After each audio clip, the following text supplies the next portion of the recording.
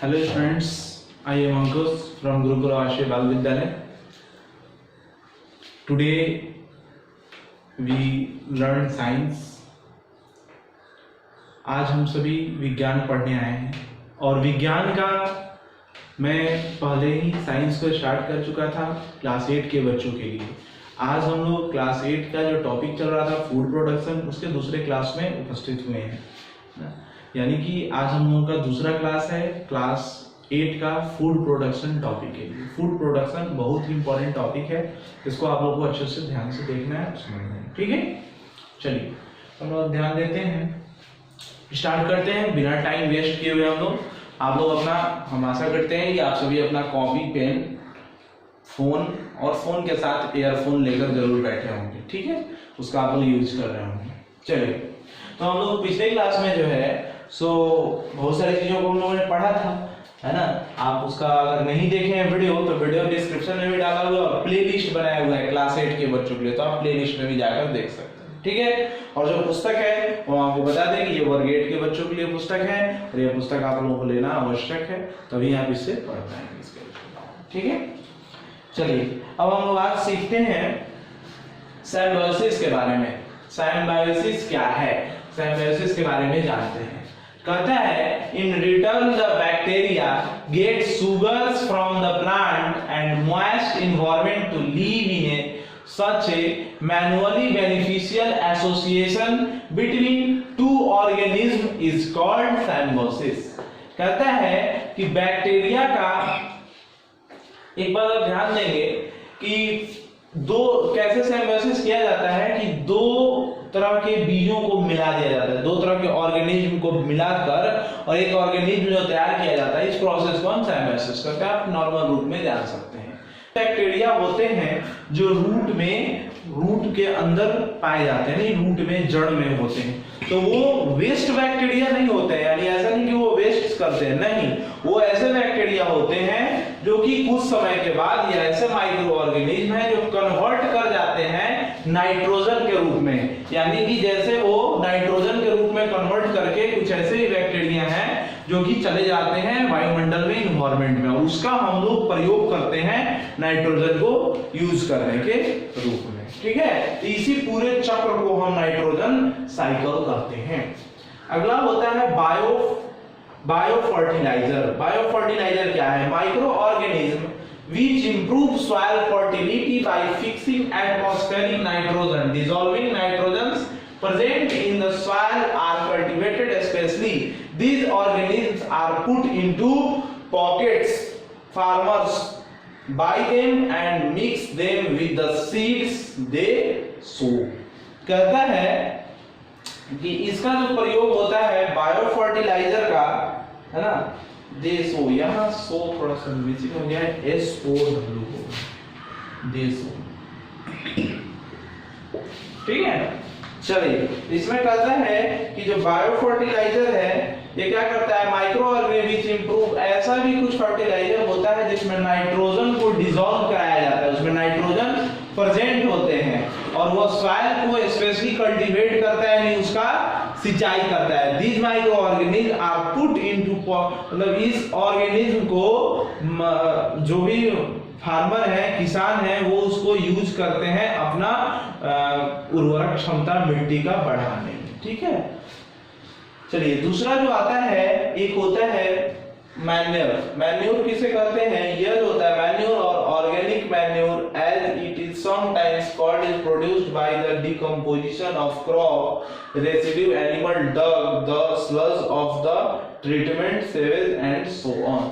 कहता है कि जो मैन्योर यानी कि खाद होता है वो दो तरह का होता है। एक जैविक खाद भी होता है जो कि मतलब पूरी तरह से पशुओं के डंग, यानी कि जो उनके, जैसे हम लोग यहाँ गाय का गोबर वगैरह ये सब प्रयोग किया जाता है और उससे जो हम लोग खाद बनाते हैं तो वो एकदम जैविक हो गया। और कुछ जो है सो जैविक नहीं होता है, उसको जैसे हम लोग यूरिया, पोटाश ये सब जो यूज करते हैं, तो ये सब कुछ केमिकल डिकम्पोजिशन कराकर इसका हम लोग प्रयोग करते हैं। ठीक है, तो ये दो तरह से होता है। अगला होता है ग्रीन मैन्योर। ग्रीन मैन्योर के बारे में हम लोग जानते हैं। ग्रीन मैन्योर क्या है? कहता है some plants black gram cluster, यहाँ ध्यान देंगे green manure, some plants black gram cluster bean cowpea etc are grown especially to produce manure. They are plucked back into the soil and are referred to as green manure. कहता है green manure जो है सो कुछ ऐसे plant हैं, कुछ ऐसे पौधे हैं जिनको उगाया जाता है खाद के प्रयोग के लिए ही, जिनको उगाया जाता है कि वह मिट्टी की उर्वरक क्षमता बढ़ा सकें, यानी कि इनको उगाने के बाद फिर से इन्हें जोत दिया जाता है, जुताई कर दिया जाता है, वो सॉइल में ही चले जाते हैं, मिट्टी में ही चले जाते हैं। तो ऐसे जो प्लांट्स उगाए जाते हैं इन्हें हम क्या कहते हैं, ग्रीन मैन्योर कहते हैं। ठीक है, तो फिर हम लोग इसको, आप लोग वीडियो को पॉज करके नोट कीजिए, फिर हम लोग इससे आगे पढ़ाई करते हैं। ठीक है, चलिए बच्चों तो ध्यान दीजिए, हम लोग आज दूसरा दिन भी ये पढ़ाई कर रहे हैं फूड प्रोडक्शन के बारे में। आपको पता होना चाहिए कि फूड प्रोडक्शन का एकमात्र साधन क्या है, एग्रीकल्चर है, कृषि है। ठीक है, तो इसको हमने प्रयास किया है आपको समझाने का। ठीक है, एग्रीकल्चर के बारे में, कृषि के बारे में। तो कृषि करने का कुछ स्टेज होता है, हम लोग अपने गांव में रहते हैं और हम लोग किसान भी हैं, तो हम लोग तो ऐसा देखते हैं, हम लोग करते भी हैं। तो इसी तरह से ये सही मेथड को ही फॉलो करके फूड प्रोडक्शन किया जा सकता है। ठीक है, तो मैंने एक एक करके सारे मेथड को स्टेप बाय स्टेप लिखा है और आप इसको प्रयास करेंगे कि आपको ये जरूर समझ में आएगा। अगला है, अब इसको हम कैसे करते हैं। सबसे पहले जो स्टेज में आता है वो प्लगिंग आता है। प्लगिंग का मतलब होता है कि क्या करना, जुताई करना, यानी कि प्लगिंग मतलब हम आपको पहले ही बता चुके हैं। सबसे फर्स्ट में प्लगिंग का मतलब हो गया कि खेतों को जोतना, उसकी जुताई करना। ठीक है, द फील्ड इज प्लॉग्ड। आप एक बार सुनेंगे मेरी बातों को, हर चीज को लिखना जरूरी नहीं है, आप क्लास 8 के स्टूडेंट हैं। The field is ploughed to let air get into the soil and to remove stones, pebbles etc before the seeds grow। हम क्यों खेत की जो है जो जुताई कर देते हैं, क्योंकि उसके मिट्टी के पास ऑक्सीजन लेने की, हवा लेने की क्षमता बढ़ जाए। ऑक्सीजन कहते हैं, हवा लेने की क्षमता, एयर लेने की क्षमता बढ़ जाए और उसमें जो स्टोन्स वगैरह हैं वो सारे वहां से क्या हो जाए, रिमूव हो जाए। ठीक है, इसलिए हम प्लगिंग का यूज करते हैं। अगला है enrichment of soil. Enrichment of soil के बारे में सुनेंगे। Manure as a cow dung and fertilizer, urea, ammonium sulfate, nitrate are added to enrich the soil। कहता है कि हम enrichment soil का बढ़ाते हैं, उर्वरकता क्षमता बढ़ाते हैं। प्लगिंग करने के बाद हम क्या करते हैं, खाद की छिटाई करते हैं, चाहे वो केमिकल फर्टिलाइजर हो या मैन्योर हो, यानी कि खाद भी हो सकता है जो आपके घर गाय के गोबर से, भैंस के गोबर से जो भी वो बनता है वो खाद भी हो सकता है। दूसरा यूरिया, पोटाश, ये सब भी हो सकता है। इससे क्या होगा, मिट्टी जो है कि उर्वरकता क्षमता बढ़ेगी। ठीक है, चलिए आगे हम लोग देखते हैं। अगला जो प्रोसेस दिया हुआ है सोइंग। सोइंग का मतलब होता है healthy seed are so sufficient space are left in between the seeds so that they get warmth, air and water as required by them to grow। कहता है कि अब हमें इसकी क्या करनी चाहिए, बुआई करनी चाहिए, यानी कि बीज को सही डिस्टेंस पे, सही सेम डिस्टेंस पे बो देना चाहिए, इसकी बुआई कर देनी चाहिए, यानी बीजों को रोप देना चाहिए। ठीक है, सही डिस्टेंस पे रोपने से क्या होता है कि हमारा बीज जो है सो काफी उर्वरक बनता है। ठीक है, अगला आता है इरिगेशन। इरिगेशन का क्या मतलब है, सिंचाई। The crops are irrigated, that is water is supplied to the field through pipes and channels so that crops get sufficient water or growth। कहता है कि जब भी हम बीज लगा देते हैं तो उसकी सिंचाई की जरूरत होती है एक सही सिस्टमेटिक रो में, जिससे कि उसे पर्याप्त पानी और खाद पौधों को मिल सके, जिससे कि पौधे आसानी से अपना वेट गेन कर सके, अच्छे से मतलब वो उपजाऊ हो सके, अच्छा पौधा तैयार हो सके। ठीक है, अगला आता है use of chemicals. The crops are spread with the chemicals called pesticides, हमने आपको बता चुका है, to protect them from pests like mice. Farmers place scare crows in field and frighten away the birds. The fields are also finished to protect them from grazing animals. कहता है कि ये use of chemicals क्यों किया जाता है, यहाँ आप ध्यान देंगे, कीड़े मकोड़े से पौधों को बचाने के लिए। जैसे कि मान लीजिए कभी कभी चूहा भी हमारे फसल को बर्बाद कर देता है, तो हम उसके भी बचाने के लिए केमिकल्स का प्रयोग करते हैं। और भी कुछ ऐसे कीड़े होते हैं जो हमारे फसल को बर्बाद कर देते हैं, तो उन्हें हम मारने के लिए इसका प्रयोग करते हैं।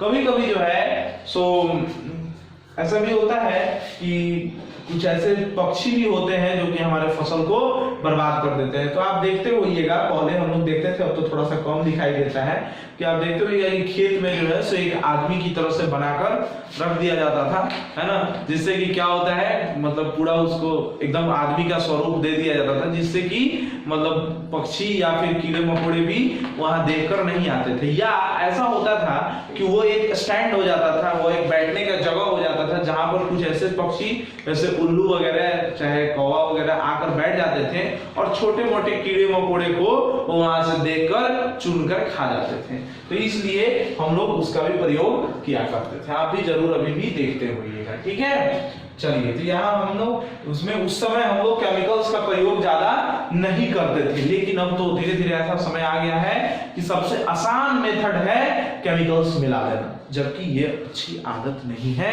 ये हमारे स्वास्थ्य के लिए हानिकारक है, ठीक है। अगला आता है harvest and storage. Harvest and storage, harvest मतलब क्या होता है, थोड़ा सा सुन लीजिए आप। The crops are harvested, that is they are cut and gathered when the harvested crops must be stored in the godowns carefully to prevent damage to grains and seeds। कहता है कि जब भी फसल, हार्वेस्ट मतलब कटाई और स्टोरेज मतलब उसका संचय करना, स्टोर करना। तो हार्वेस्ट मतलब कटाई, जब फसल पक जाता है तो हम उसकी क्या कर लेते हैं, फसल की कटाई करते हैं और उसके बाद उसे सेफ जगह पर स्टोर करते हैं। अगर कुछ ऐसा फसल होता है जिसे ठंडे जगह पर रखना होता है, जैसे आलू वगैरह हुआ, तो हम लोग उसको कोल्ड स्टोरेज में रखते हैं। कुछ मतलब ऐसे जगह पर स्टोर करते हैं जहां मेरा फसल खराब ना हो सके और उसका प्रयोग हम 1 साल तक कर सके, ठीक है। अगला आता है ट्रांसपोर्टेशन। ट्रांसपोर्टेशन आप जानते हैं कि फसल पकने के बाद, कटने के बाद जो स्टोर किया जाता है, उस स्टोर से उपयोग करने वाले जगह तक जहां पर हम भोजन मतलब कर सकें। जैसे हमको अगर भोजन चाहिए, हमको अनाज की आवश्यकता है, तो वह स्टोर से अनाज हम तक ट्रांसपोर्टेशन से ही पहुंचेगा, वाहन के द्वारा ही पहुंचेगा, ठीक है। तो बच्चों, हमने आपको यहाँ स्टेज ऑफ एग्रीकल्चर को बताया। ये हमारा सबसे पहला स्टेज, ये मेरा दूसरा, ये मेरा तीसरा, चौथा, पांचवा, छठा और ये 7वां और अंतिम स्टेज है। आपको हम एक बार बता दें, फिर से इसको मैं एक बार रिकैप कर देता हूं, जो आपको समझने में आसानी होगी। जल्दी 5 मिनट के अंदर मैं रिकैप करता हूं। प्लगिंग का मतलब हुआ इसकी फसल की, खेतों की जुताई करना, खेतों को जोतना हल के सहारे से और ट्रैक्टर या पशु के सहारे से। इनरिचमेंट ऑफ सॉइल, मिट्टी की उर्वरकता क्षमता बढ़ाने के लिए उसमें खाद मिलाना, खाद मिलाने से उसकी क्या होती है, उर्वरकता क्षमता बढ़ती है। हम इसमें प्रयास ज्यादा से ज्यादा करेंगे कि हम अपने जानवरों का डंग, यानी कि जो हमारे घर का जो खाद होता है, वो हम प्रयोग करेंगे, जो जानवरों के मल मूत्र से तैयार होता है। केमिकल फर्टिलाइजर का प्रयोग 9 के बराबर करेंगे। अगला होता है सोइंग। सोइंग में बुआई करना, यानी कि हमको ध्यान यह देना होता है कि बीज जो है सो सही डिस्टेंस पर बोआ जाए। ऐसा नहीं कि ज्यादातर बीज, 5 बीज एक ही जगह हो जाए, फिर थोड़ा सा डिस्टेंस ज्यादा लेकर फिर दूसरा हो, मतलब अलग अलग डिस्टेंस नहीं, बराबर डिस्टेंस पे जितना उसे जरूरत है उसमें हम बीज को बोएंगे। अगला होता है इरिगेशन। इरिगेशन का अर्थ होता है सिंचाई। सिंचाई करना जिससे कि जिस फसल को जितनी पानी की आवश्यकता है, खाद की आवश्यकता है, उसे सही उतना मिल सके, जिससे कि पौधा अच्छे तरह से तैयार हो। अगला है यूज ऑफ केमिकल्स। केमिकल्स का प्रयोग हम करते हैं उन बैक्टीरिया या उन कीड़ों को मारने के लिए जो हमारे फसल को बर्बाद कर रहे हैं। अगला आता है हार्वेस्ट एंड स्टोरेज। हार्वेस्ट मतलब क्या होता है, हार्वेस्टिंग मतलब होता है कटाई करना, और स्टोरेज मतलब होता है उसे स्टोर करना। उसे मतलब स्टोर करने का अर्थ हो गया कि ऐसे जगह पर स्टोर कर लेना जहां से वो बर्बाद न हो। हार्वेस्ट जब पकने के बाद हम कटाई करते हैं और स्टोर करने का अर्थ हुआ कि फसल बर्बाद न हो, इसके लिए स्टोरेज करें। ट्रांसपोर्टेशन यानी जरूरतमंद जिसे इसकी जरूरत है, जिस भी फसल की, उस जगह पर इसको पहुंचाना। तो इस तरह से बच्चों लगभग मैंने इसको एक चार्ट के द्वारा आपको पढ़ाने का प्रयास किया है ना, जो कि वीडियो को मैं थोड़ा शॉर्ट लेकर चला हूं। अब आप ध्यान यह देंगे कि इसमें अभी रह के क्या है आपके चैप्टर में अभी रह गया है, मैं जैसा कि बुक में देख पा रहा हूं, अभी आपको पढ़ना रह गया मेथड ऑफ इरिगेशन के बारे में अच्छे से डेफिनेशन सिंचाई का, है ना। उसके बाद है कि कौन-कौन से मेथड से इरिगेशन किया जाता है, सिंचाई किया जाता है। फिर आपका फंगिसाइड्स के बारे में रह गया है, हार्वेस्टिंग का भी मैं कुछ लिखाऊंगा इसके बारे में, और विनोइंग के बारे में भी कुछ बताऊंगा, विनोइंग कैसे करते हैं। विनोइंग में आपको बता दूं कि विनोइंग एक प्रोसेस है जिससे कि ग्रेन को उसके मतलब चॉक को ग्रेन से अलग किया जाता है ना, यानी आउटर कवर को ग्रेन से अलग किया जाता है। जैसे कि हम देखते हैं कि धान से चावल को अलग करने में कुछ उसका आउटर कवर रह जाता है। तो इरिगेशन ये विनोइंग हम कैसे करते हैं, हम लोग गांव में बोलते हैं उसको ओसाना, ठीक है। तो हम लोग पहले क्या करते थे कि जब हवा चलती थी तभी हम लोग उसको ऐसे लेकर और उसको ओसाते थे, है ना, यानी विनोइंग करते थे। फिर धीरे धीरे क्या हुआ, एक हाथ चलित पंखा आ गया जिससे कि हम लोग उसको ऐसे गिराते हैं किसी भी बर्तन में लेकर, और वो फैन हाथ से चलाया जाता है जिससे कि वो आसानी से हो जाता है। फिर उसके बाद बीच में हम देखें कहीं पर जाते थे तो देखते थे कि लोग बाइक पर बैठकर उसको यानी कि बाइक से वो चलते थे और उसको लेकर विनोइंग करते थे। और अब तो और भी अच्छा मेथड आ गया, लोग स्टैंड फैन निकालते हैं, बिजली फ्री है ना, स्टैंड फैन निकाले और उसको लगा दिए और विनोइंग, ठीक है। तो इस तरह से विनोइंग करके क्या किया जाता है, आउटर कवर को अलग किया जाता है ग्रेन से, ठीक है। अगला आता है बफर स्टॉक के भी बारे में आपको बताएंगे। अंग्रेजों के जमाने में भी बफर गोदाम हुआ करते थे, ये भी आपको पता होना चाहिए। फिर हम लोग रेड मीट, व्हाइट मीट और केमिकल फर्टिलाइजर के बारे में जानेंगे। इन सभी की जानकारी मैं आपको पीडीएफ फॉर्म में दे दूंगा। अब इस चैप्टर का आपको नेक्स्ट वीडियो नहीं मिलेगा, इसमें आपको पीडीएफ मिलेगा। पीडीएफ दो जगह से मिलेगा, एक आपको व्हाट्सएप ग्रुप से, दूसरा आपको डिस्क्रिप्शन बॉक्स से, ठीक है। तो आप डिस्क्रिप्शन बॉक्स से भी पीडीएफ ले सकते हैं और व्हाट्सएप ग्रुप से भी ले लेंगे, ठीक है। यहीं पर हमारा फूड प्रोडक्शन चैप्टर खत्म होता है। 2 भागों का ये वीडियो है। अगर आप वीडियो को पहली बार पार्ट 2 देख रहे हैं तो पार्ट 1 जरूर देखें, तब आपको पार्ट 2 अच्छे से समझ में आएगा, ठीक है। फिर हम लोग मिलते हैं नेक्स्ट चैप्टर में नेक्स्ट कॉन्सेप्ट के साथ, ठीक है। तो वीडियो अगर आपको अच्छा लगा तो इसको लाइक कीजिए, अपने दोस्तों तक शेयर कीजिए और कमेंट करके जरूर बताइए कि कैसा वीडियो है। दूसरी बात कि कोई भी डाउट्स हो तो आप व्हाट्सएप, टेलीग्राम या फिर कमेंट बॉक्स के जरिए हमसे आप पूछ सकते हैं, ठीक है। आपका दिन शुभ हो, धन्यवाद।